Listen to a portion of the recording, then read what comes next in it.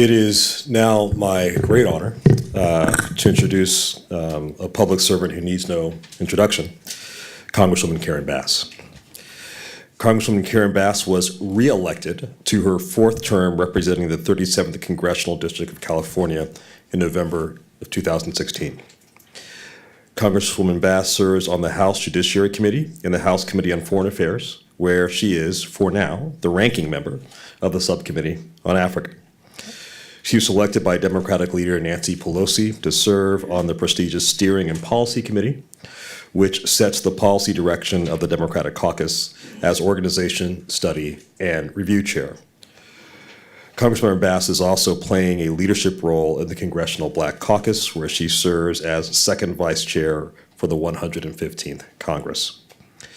Throughout her career, Congressmember Bass has maintained a focus on our nation's foster care system. In her first term, she created the bipartisan Congressional Foster Youth Caucus, along with co-chair U.S. Representative Tom Marino, representative of Pennsylvania, which aims to transform the foster care system in America. Prior to serving in Congress, Representative Bass made history as the first African-American woman to serve as Speaker of the California Assembly.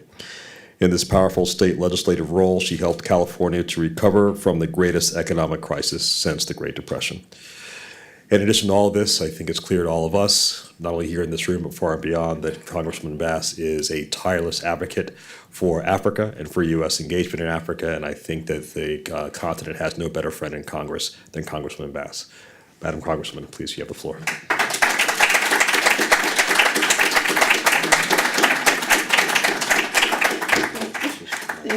Thank you. Good morning, everyone. It is absolutely my pleasure to be here with you today. I am honored to be here. And Ambassador, when you were talking about when you became the dean, how you were going to start the Institute, I remember that very, very well. And I'm so glad and proud that you did. It's very much needed.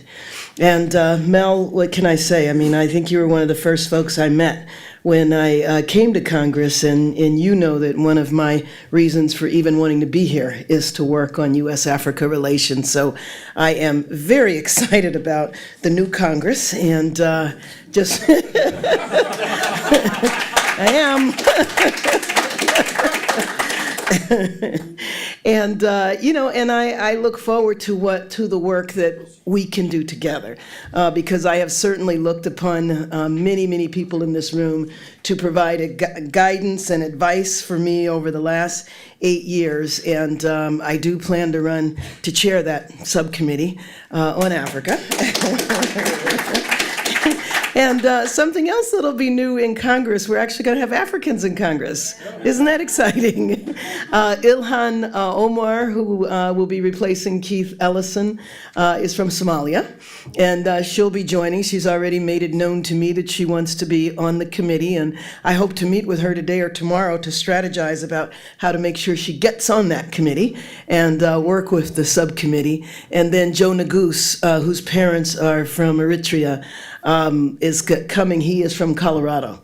So that'll be the first time that I'm aware of that we've had Africans in Congress. And I think that's a trend that we're going to see more of, because they weren't the only ones that ran. They were the only ones that won. So know that I want to work together with you every step of the way, and especially including your input on the legislative agenda, input on subject matters for hearings and who the witnesses will be. And I have always considered us to have a partnership, and I look forward to deepening that partnership over the next 2 years. And I actually hope that it's much longer than 2 years, but 2 years is what we have in front of us, and so that's what we'll plan for. And I think that it's so critical, because at this point, we really don't know where the administration is going in regard to Africa. And we know it's not just Africa. We know it's many parts of the world. We still don't have many critical ambassadors in place. And ever since January of last year, I receive foreign delegations all the time. I always have since I've been here. All of you know that. But when I receive foreign delegations since last year, people come in my office with this very puzzled look on their face and asking me to tell them where U.S. policy is going in regard to Africa and other parts of the world. And the best I can tell them is I have no idea. But what I am clear about, though, is that the Congress, both the House and the Senate, are clear and supportive of improving and deepening U.S.-Africa relations. And I encourage folks to not get distracted by the confusion, the tweets, the bizarre statements, the 1 minute we're going one direction, another minute we're going another direction, but to look to the House and the Senate, and I think that will continue. I say what I can tell you is that Congress does remain focused on Africa policy and that there's bipartisan support. So last year we passed the MCC Modernization Act. This act gives MCC the flexibility to promote regional trade, collaboration, and economic integration by allowing up to 2 simultaneous compacts with an eligible country. And this is something that many nations have asked for, and we want to see further improvements and expansion of MCC. I'm concerned about MCC, though, and you guys might know more. I'm not sure who's working over there. And so that is of concern to me because I've heard that a number of long-term folks have left, and I'm not sure the level of experience of people that have replaced them. We reauthorized the Global Food Security Act, and the PEPFAR reauthorization should be on the floor soon. Last year, Congress stayed focused and authorized $990 million for famine relief. And while it was felt that the executive branch was a little bit asleep at the wheel, we did introduce and passed resolutions regarding Kenya and Zimbabwe to hold credible, peaceful, and fair elections because we're also all concerned about what is going on in the DRC. We introduced a bill that will impose sanctions on the government if they don't respect human rights and respect their own constitution.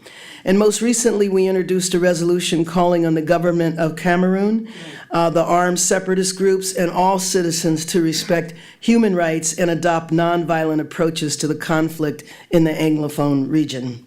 I highlight this work because we managed to accomplish all of this even while we were in the minority. But now that we'll be moving into the majority, we'll have the opportunity to lead on Africa legislation and policy, and our goal is to do that in a coherent fashion.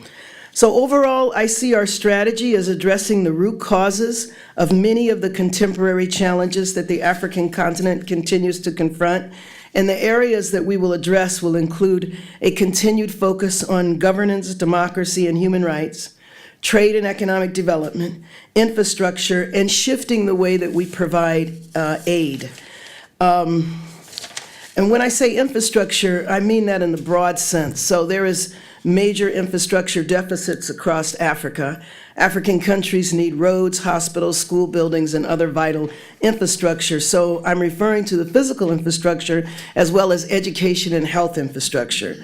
We know physical infrastructure is absolutely critical for the economic development of the regions, and countries should be able to trade with each other, but instead, oftentimes, it's easier to trade with Europe or the US rather than a neighboring country, and we all know that China is currently fulfilling a need, but we know that this is being done in ways that are sometimes detrimental to African nations. So right now, we are currently working on a piece of legislation that we're calling Move Africa. We want to figure out how to promote U.S. business involvement in infrastructure, and specifically, we're looking at roads, bridges, airports, and ports.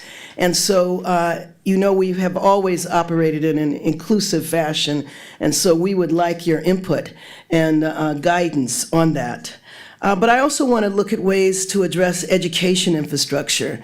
So in fiscal year 2016, combined USAID and state education programming was about $856 million, and that is just 4% of the total USAID economic non-security assistance programs appropriations. but we know that the security assistance is way, way over that. So how do we bring things more into balance? And we know that security is a real concern, but we also know that there are other factors that push people toward extremism.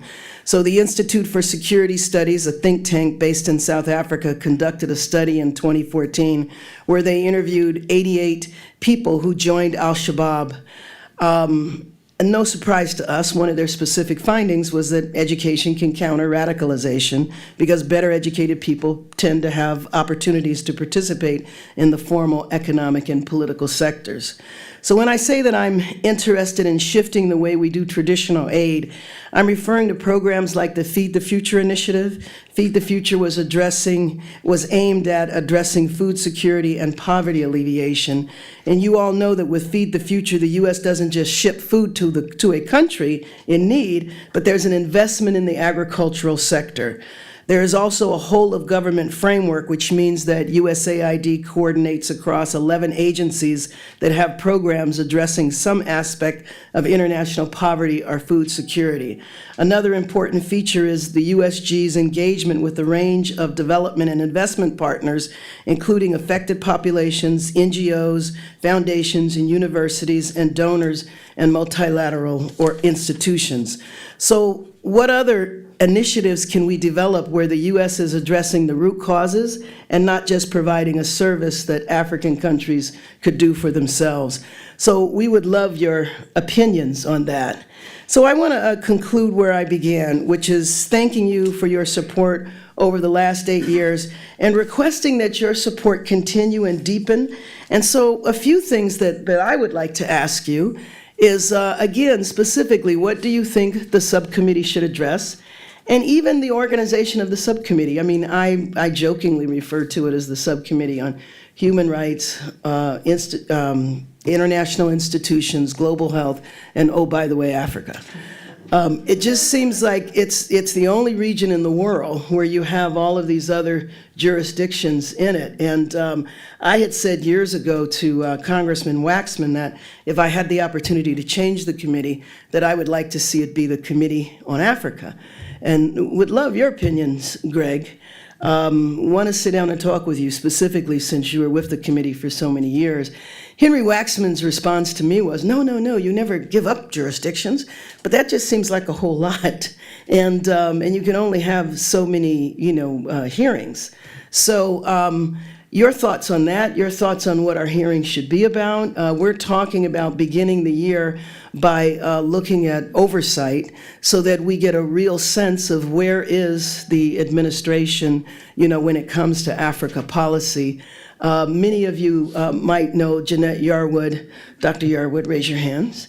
She is the staff director for the committee. And so we want to continue working with you and get your input on exactly what you feel that the subcommittee should address, your legislative ideas. We would like for you to look at legislation as we propose it.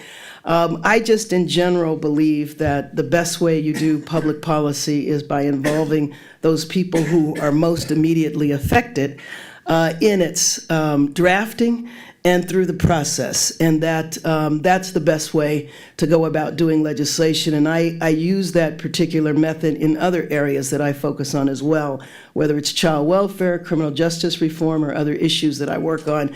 So I hope to continue that with you.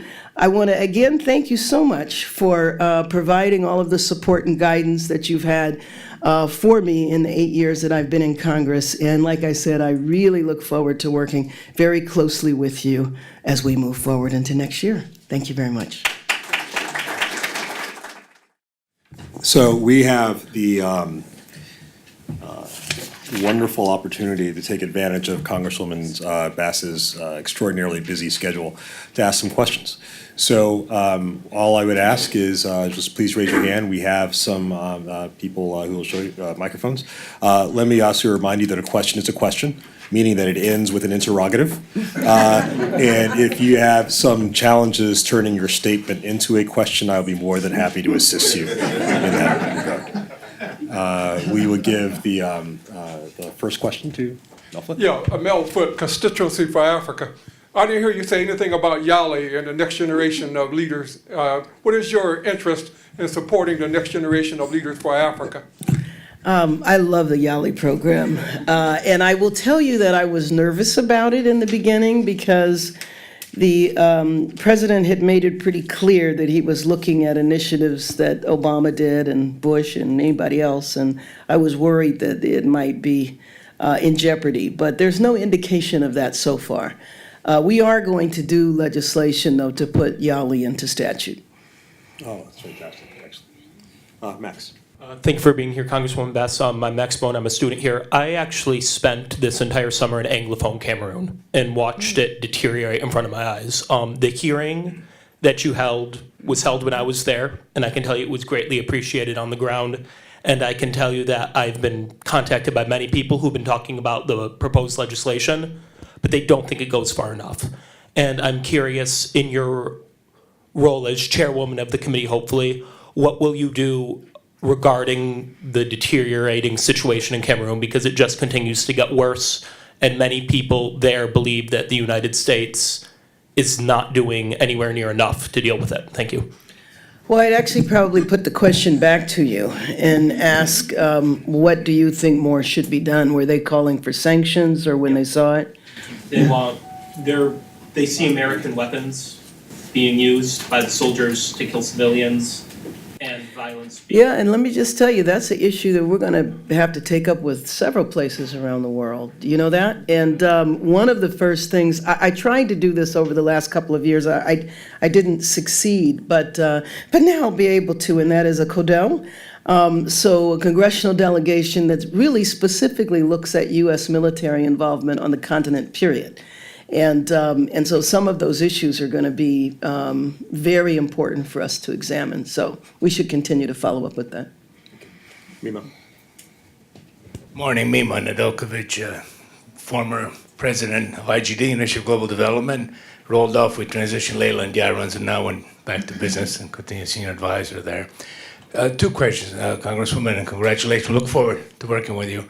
One, on the MCC, the point you mentioned, I co-chair the advisory council, Millennium Challenge, so I appreciate all the difficulties we're having with trying to get some leadership there. But it's been very, very much our position on MCC to really leverage and bring in U.S. private sector on top of the grants that's going out there. Second part, I'd love to hear more from you about the sort of push on getting more business out there. I'm all over the continent now with banks and agri-industry and power, what I'm known on. So I think getting the U.S. policymakers behind us, for those of us around the ground, would be great. Thank you. I want to see that expand much further as well. And I think that one of the things we need to look at is what do people feel are barriers. So, I think it's important to have big multinational corporations that are our U.S. companies on the continent. But I would also like to see smaller businesses as well. African-American businesses, diaspora businesses, and so really wanting to figure out how we promote that. And in the years that I have been doing this, which is not that long, one of the biggest obstacles that I have found in smaller businesses, and I'm not talking about real small, but businesses, say, in Los Angeles that I've worked with that do infrastructure work, their challenge is they want to do business on the continent, but they need concretes. So they don't feel that they have the resources to go over and build relationships and go back and forth. They want to know, what's the contract? What's the bid? How can I specifically participate?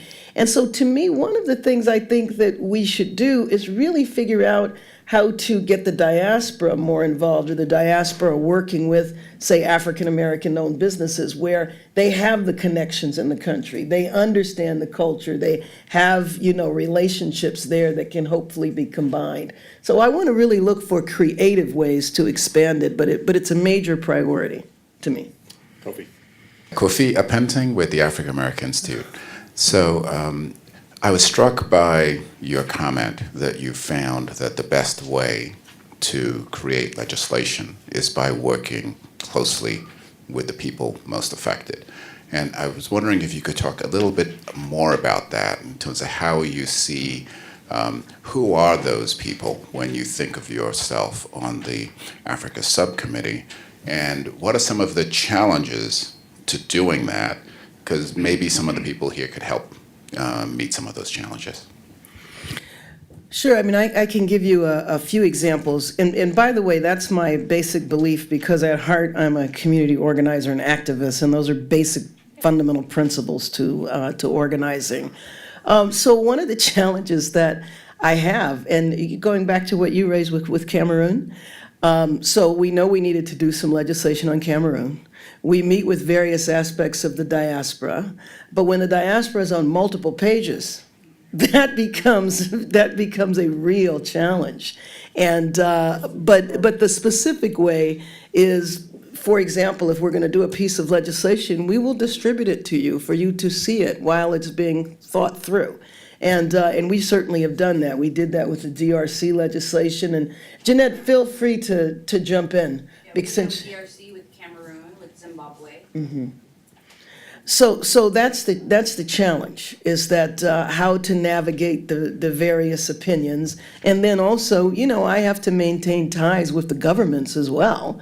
So, and I notify them. I tell them. I will call the embassy and say, this is what we're getting ready to do. And we certainly did that with Cameroon. It was kind of ironic because the ambassador came over and met with us. Remember when the videotape came out?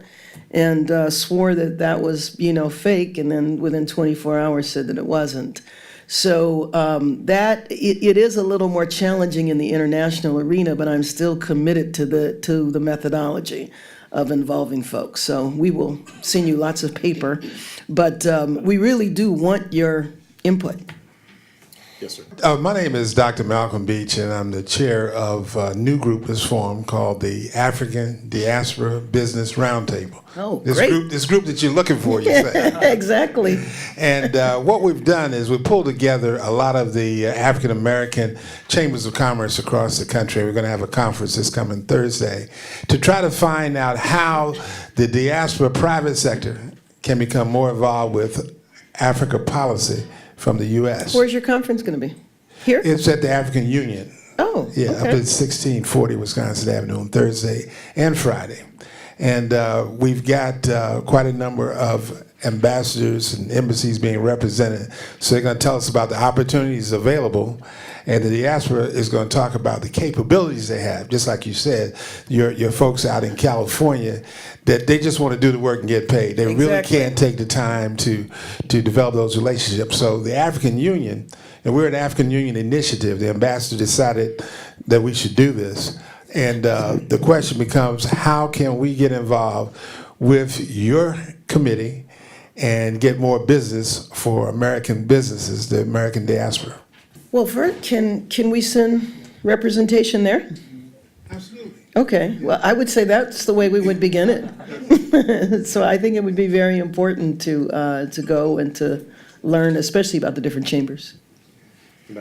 I'm Liberata Mlamula, the former ambassador of Tanzania, but now associate director with the Institute for African Studies. I have two questions, very short. One, you mentioned about the appointment of ambassadors. Mm-hmm. For Tanzania, it's now 2 years. We don't have U.S. ambassador on the ground. And of course, when they ask, it's said, the confirmation process is long, and so forth. So I want to hear from you. Usually need to nominate somebody. And two, there was Electrify Africa Act. We worked so much on it, but I don't hear anymore what's going on. Thank you.